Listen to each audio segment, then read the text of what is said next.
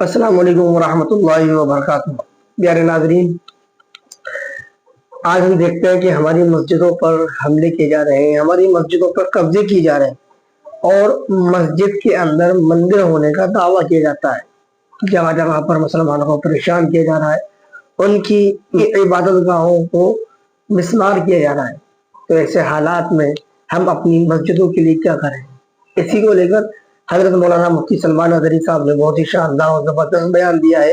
یہ بیان تمام مسلمانوں کو ضرور سننا چاہیے۔ چلیے حضرت مولانا کا بیان سنتے ہیں، اس کے بعد انشاءاللہ آگے بات کریں گے۔ ویڈیو کلپ آپ کی اسکرین پر۔ اللہ کے گھر کے متعلق قرآن کہتا ہے انما یعمر مساجد اللہ من آمن باللہ والیوم الآخر۔ اللہ کی مسجدوں کو وہی آباد کرتے ہیں جو اللہ پر اور آخرت پر ایمان رکھتے ہیں، اور جو نمازوں کو قائم رکھتے ہیں اور زکوٰۃ ادا کرتے ہیں وہی اللہ کی مسجدوں کو قائم رکھتے ہیں۔ اور دنیا کا سب سے بڑا ظالم کون ہے، اس کے متعلق بھی قرآن کہتا ہے وَمَنْ أَظْلَمُ مِمَّنْ مَنَعَ مَسَاجِدَ اللَّهِ أَنْ يُذْكَرَ فِيهَا اسْمُهُ وَسَعَىٰ فِي خَرَابِهَا۔ سب سے بڑا ظالم شخص وہ ہے جو اللہ کی مسجدوں کو اللہ کا ذکر کرنے سے روکتا ہے اور اس کی ویران کرنے کی اور اس کے برباد کرنے کی کوشش کرتا ہے، وہ دنیا کا سب سے بڑا ظالم ہے۔ قرآن عظیم میں ظالم کا ذکر بھی آیا کہ مسجدوں کو ویران کرنے والا ظالم اور مسجدوں کو آباد کرنے والا مومن، اور الحمدللہ آج یہاں مومنین کی جماعت موجود ہے جو اللہ کے گھر کو آباد کرنے کے لیے حاضر آئے ہیں۔ میرے عزیزوں، اس مقدس چمکتی عمارت کی خدمت بعض لوگ یہ سمجھتے ہیں کہ یہ صرف پیسوں کے ذریعے سے یا سیٹھوں کے ذریعے سے ہو سکتا ہے۔ ایسا بالکل نہیں۔ جب رب تبارک و تعالیٰ منظور کرے، وہ ایک ٹھیلا کھینچنے والا مزدور بھی مکمل مسجد کی تعمیر کر سکتا ہے، بلکہ اللہ کریم جس سے خدمت لینا چاہے، اور یہ خدمت بہت بڑی ہے، مساجد کی خدمت بہت بڑی ہے۔ پہلے پارے میں سورہ بقرہ کی اللہ تعالیٰ فرماتا ہے وَعَهِدْنَا إِلَىٰ إِبْرَاهِيمَ وَإِسْمَاعِيلَ۔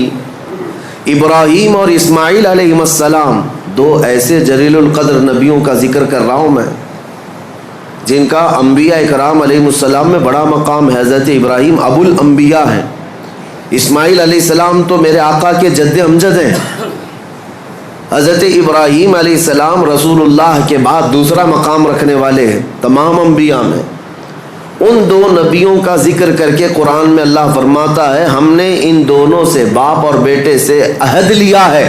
ابراہیم اور اسماعیل علیہ السلام سے عہد لیا ہے، وعدہ لیا ہے، کس بات کا؟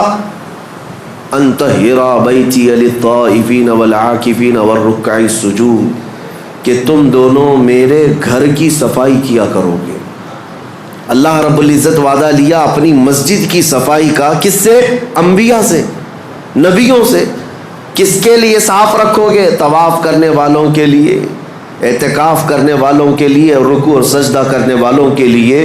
مجھے بتاؤ میرے عزیزو، یہ صرف مسجد کی جھاڑو لگانا خدام اور خادم کا ہی کام نہیں، قرآن کے اعتبار سے انبیاء اکرام علیہ السلام کو یہ شان دی گئی ہے کہ وہ اللہ کے گھر کی صفائی رکھیں گے۔ اور ابراہیم اور اسماعیل علیہ السلام اس کام کو مکمل طریقے سے ادا کرتے بھی رہے، وہ زندگی بھر خانہ کعبہ مسجد حرام کی خدمت کرتے بھی رہے۔ اب میں آپ کو ایک تاریخی بات بتاؤں کہ یہاں پر ہم مسجد میں آج جمعہ کے لیے حاضر آئے ہیں، ایک روایت سننے کے بعد دل باغ باغ ہو جاتا ہے۔ ابراہیم علیہ السلام جب کھانا معمولی بات نہیں، ابراہیم علیہ السلام دیوار چڑھاتے تھے، اسماعیل علیہ السلام پتھر اور اینٹیں لا کر کے مدد کیا کرتے تھے۔ جب تعمیر مکمل ہوئی، ابراہیم علیہ السلام حضرت تشریف لا رہے ہیں، حضور منانی میاں صاحب قبلہ نواسہ سرکار مفتی اعظم ہند، آپ حضرات جگہ دے دیں، درود پاک پڑھیں۔ اللہم صلی علی سیدنا و مولانا محمد معدن الجود والکرم وآلہ واصحابہ الکرام وابنہ الکریم وبارک وسلم صلاۃ دائمۃ سرمدا ابدا۔ اللہ کا فضل و احسان ہے، ہماری اس مسجد پاک میں رضوی دولہا تشریف فرما ہے، اور اس مسجد پاک کو نسبت ہے سرکار حضور مفتی اعظم ہند سے۔ بلکہ مسجد کا نام ہی ہے مفتی اعظم ہند مسجد.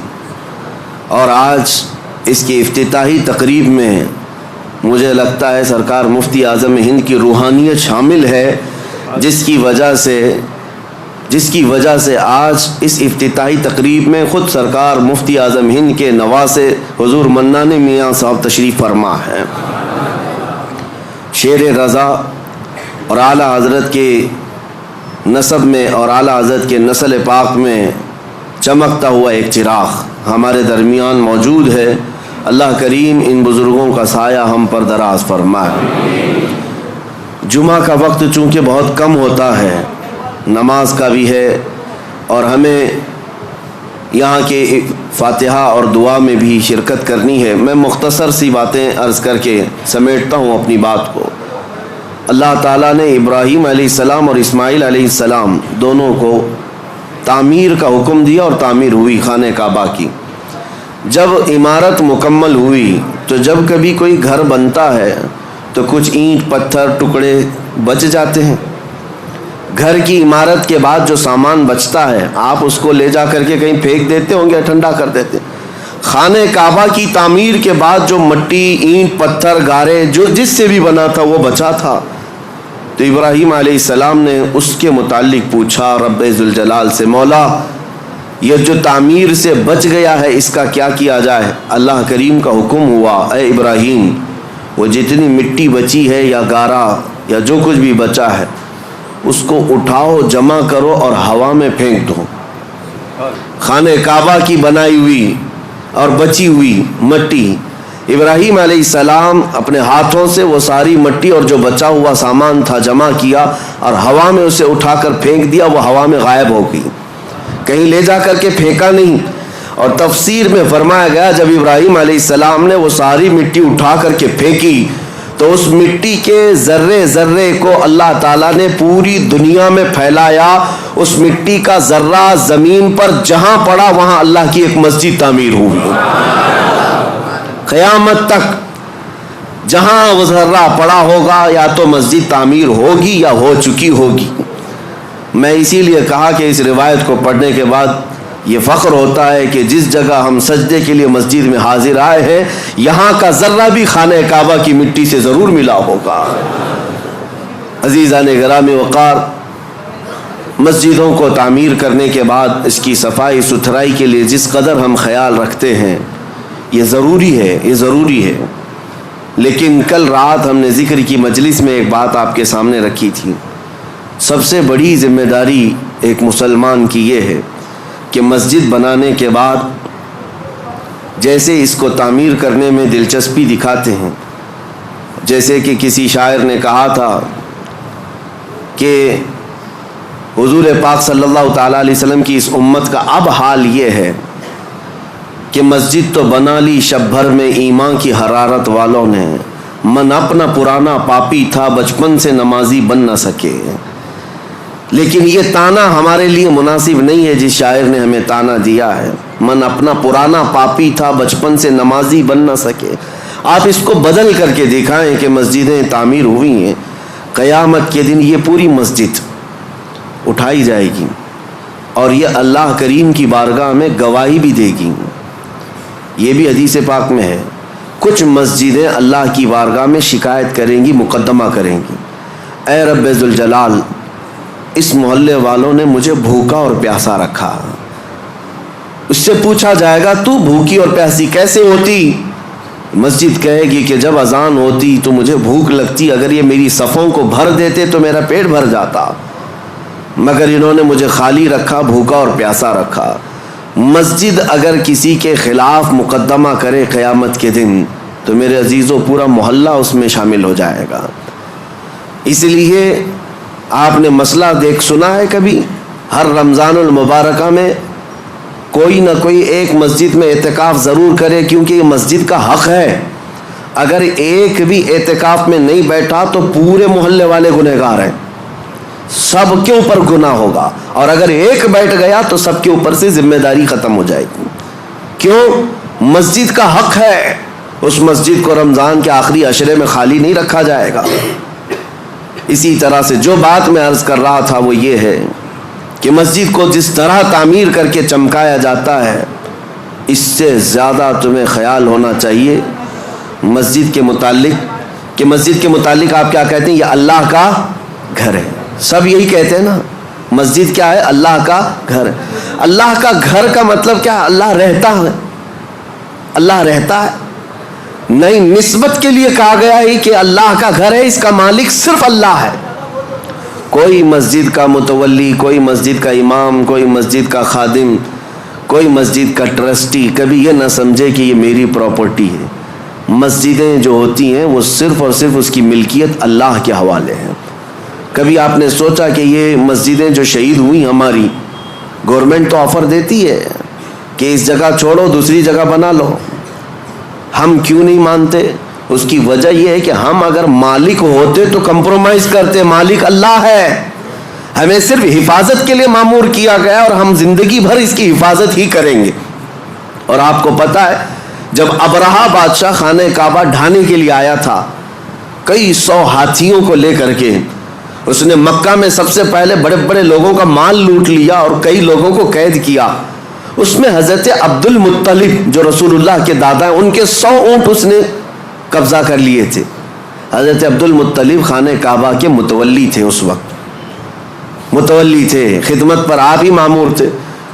تو خانہ کعبہ کو ختم کرنے کے لیے آیا تھا ابرہہ بادشاہ یمن سے کئی ہاتھیاں لے کر. حضرت عبد المطلب گئے بات کرنے کے لیے کہ میں بات کرتا ہوں. تو ابرہہ نے ان کو اجازت دی آنے کے لیے اپنے دربار میں. آئے، پوچھا اس نے کہ کیا معاملہ لے کر آئے ہو؟ حضرت عبد المطلب نے کہا میرے جو 100 اونٹ تم نے ہتھیائے ہیں وہ واپس کر دو، مجھے میرے اونٹ دے دو.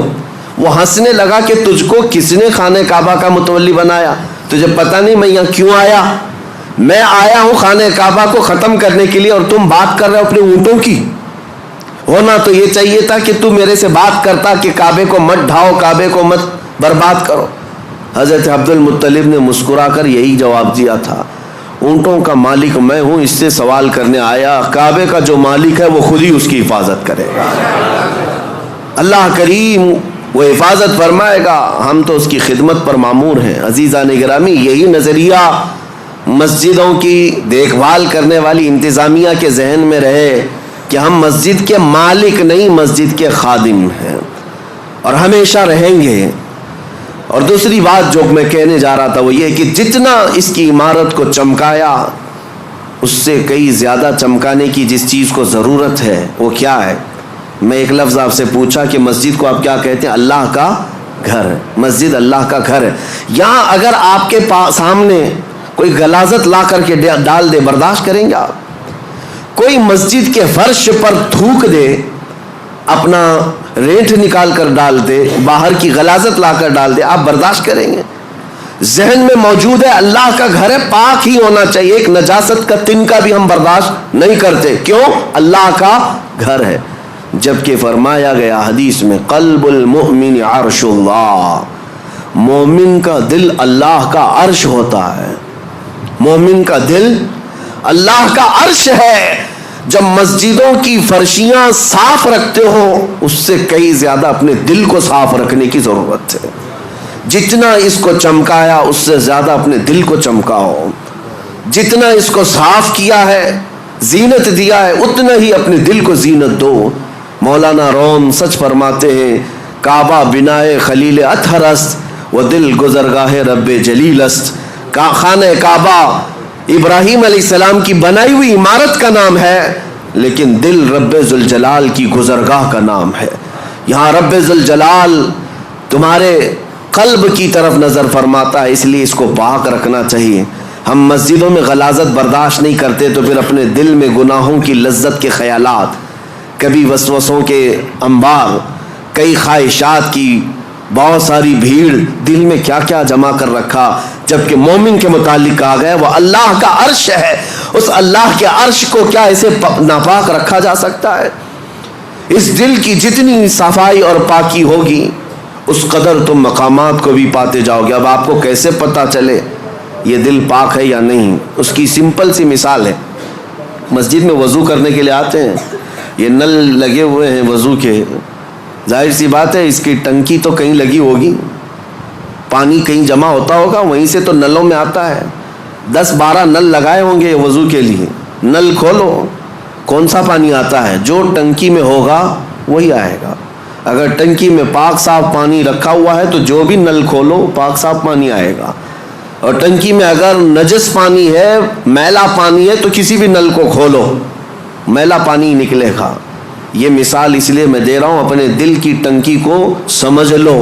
اگر ہاتھ, پیر, آنکھ, ناک یہ سب اعضاء نل ہیں, یہ سب صحیح کام کر رہے ہیں تو سمجھ لو کہ دل کے اندر سب پاکی صفائی ہے. اور اگر بے حیائیاں ہو رہی ہیں اس کا مطلب ہے کہ دل کی ٹنکی میں نجاست بھری ہوئی ہے.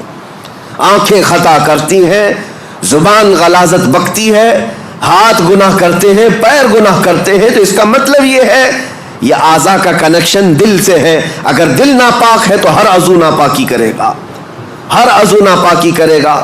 اسی لیے حدیث پاک میں میرے آقا صلی اللہ علیہ وسلم فرماتے ہیں الا وان فی الجسد مضغۃ اذا صلحت صلح الجسد كله واذا فسدت فسد الجسد كله الا وهي القلب. میرے آقا فرماتے ہیں آگاہ ہو جاؤ, تمہارے جسم میں گوشت کا ایک ٹکڑا ہے, اگر وہ صحیح ہو گیا تو سارے اعضاء, جسم کے سارے پارٹس صحیح ہو جائیں گے, اور اگر وہ بگڑ گیا تو سارے اعضاء بگڑ جائیں گے.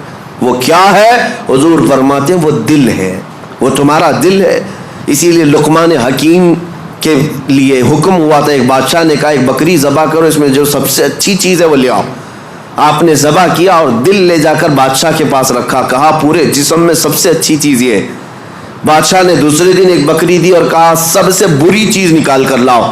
دوسرے دن ذبح کیا اور پھر دل لے جا کر کے ہی بادشاہ کے سامنے رکھا, کہا یہی سب سے بری چیز ہے. اگر صحیح ہو گئی تو سب سے اچھی چیز جسم میں دل ہے, اور اگر بگڑ گیا تو سب سے بری چیز دل ہے. میں آج اس بات کو اس لیے عرض کر رہا ہوں کہ جتنا مسجدوں کی صفائی پر خیال رکھنا ضروری ہے اتنا اپنے دل کی صفائی پر بھی ضروری ہے. اگر اس کو آپ نے ناپاک ہی رکھا اور ایسی آوارہ رکھا تو 1000 سجدے کرنے کے بعد بھی تمہارا دل ناپاک ہی رہ جائے گا. مجھے وہ بات یاد آتی ہے کہ بعض حضرات بہت ساری چیزیں صاف کرتے ہیں. ایک گاؤں میں کنویں میں کتا گر گیا تھا اور مولانا صاحب سے آ کر انہوں نے مسئلہ پوچھا کیا کیا جائے. شریعت کا مسئلہ ہے کہ چوہا گرے تو اتنے ڈول پانی نکالو, بلی گری تو اتنے ڈول, کتا گرے تو پورا پانی نکال دو, کنویں کا پورا پانی نکال دو, نجس ہو گیا ہے. گئے گاؤں والے, پورا پانی نکال دیا.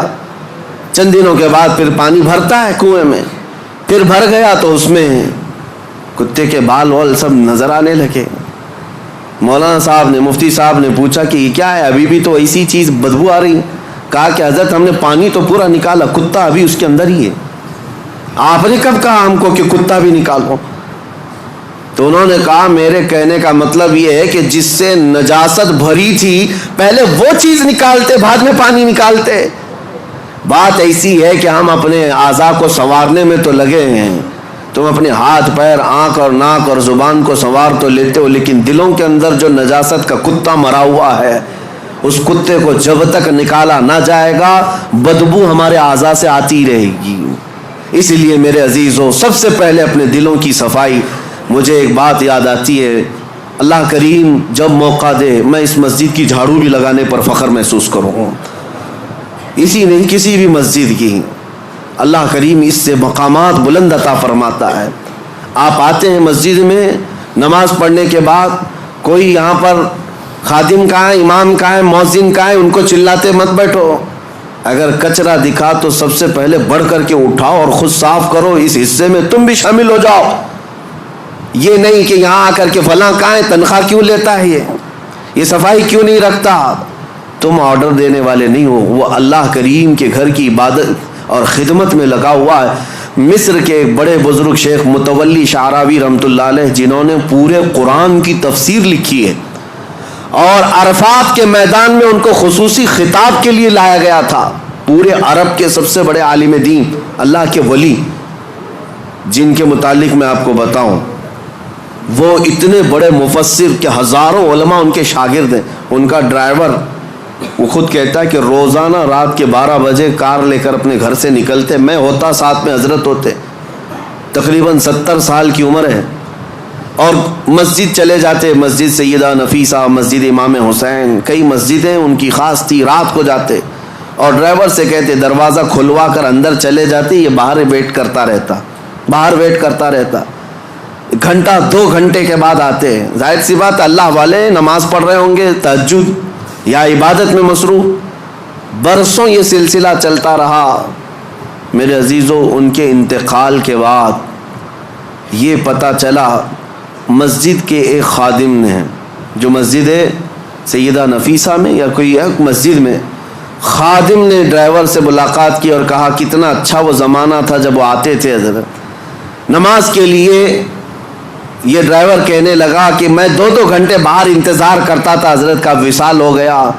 کیسی عبادت کرتے تھے مسجد میں جا کر، تم تو اندر رہتے تھے، تم خادم ہو، کبھی دیکھا میرے حضرت کو؟ وہ خادم رونے لگا اور کہا ڈرائیور سے، وہ راز تھا میں بتا نہیں سکتا، لیکن اب ان کا انتقال ہوا، میں بتاتا ہوں. حضور تشریف لاتے رات کے 12 بجے، وہ عبادت کرنے کے لیے نہیں بلکہ سیدھے طہارت خانوں میں جاتے اور اپنے ہاتھوں سے سارے طہارت خانے دھوتے تھے، وضو خانے کو اپنے ہاتھوں سے صاف کرتے تھے، اپنے ہاتھوں سے سارے استنجا خانے صاف کرتے. کس عالم دین کی بات کر رہا ہوں جس کے ہزاروں شاگرد ہیں، پورے قرآن کی تفسیر لکھی ہے. اللہ کریم کے ایسے بزرگ ولی اپنے ہاتھ سے رات کے وقت پوری مسجد کے طہارت خانے صاف کرتے. اور پھر ایک دن میری نظر پڑی تو انہوں نے مجھے کچھ پیسے دی اور کہا زندگی بھر کسی کو بتانا مت، میں یہ صفائی اس لیے کرتا ہوں کہ مجھے میرے رحمان پر یقین ہے، اس کے گھر کو میں اپنے ہاتھ سے صاف کروں گا، میرے دل کو وہ صاف کرے گا، میرے دل کو وہ پاک کرے گا.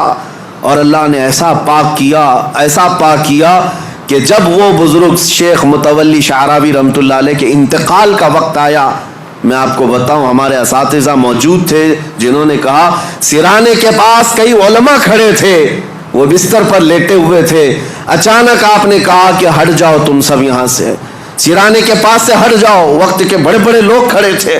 اس کے بعد اچانک انگلی اٹھائی، کہا اشہد ان لا الہ الا اللہ واشہد انک رسول اللہ. کلمہ طیبہ اسے نہیں پڑھتے، اشہد ان محمدن رسول اللہ. میں گواہی دیتا ہوں کہ اللہ کے سوا کوئی معبود نہیں، اور گواہی دیتا ہوں محمد صلی اللہ علیہ وسلم اللہ کے رسول. کلمہ یہی ہے، پڑھتے ہوئے دنیا سے جائیں. لیکن آپ نے آخری وقت میں انگلی اٹھائی اور یوں کلمہ پڑھا، میں گواہی دیتا ہوں کہ اللہ کے سوا کوئی معبود نہیں، اور میں گواہی ہوں کہ آپ اللہ کے رسول ہیں.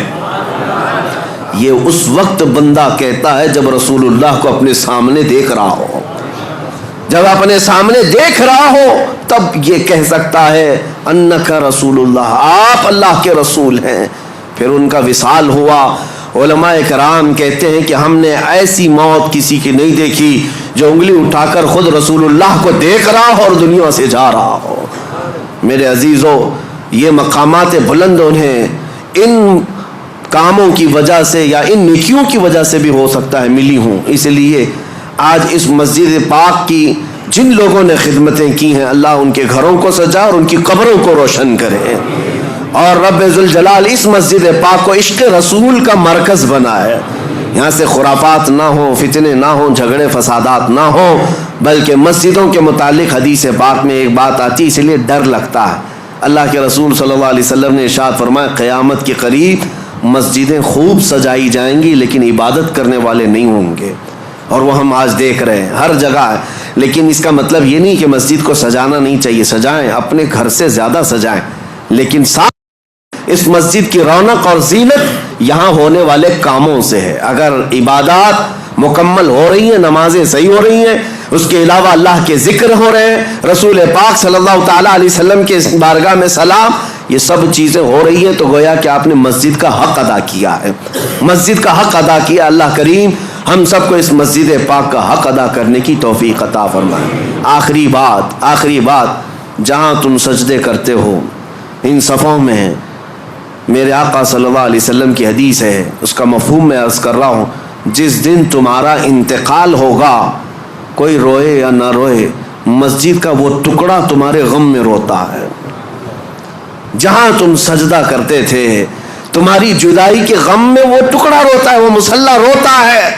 اللہ کریم کی بارگاہ میں عرض کرتا ہے کہ مولا اس کی پیشانی کے سجدوں سے مجھے قرار تھا، مجھے سکون تھا، آج وہ چلا گیا مجھے بے قراری ہے، بے اطمینانی ہے، اسی لیے میرے دیکھا آپ لوگوں نے کہ حضرت مولانا مفتی سلمان اظہری صاحب نے کتنا شاندار اور زبردست بیان دیا ہے کہ ہم اپنی مسجد کی خدمت کیسے کریں۔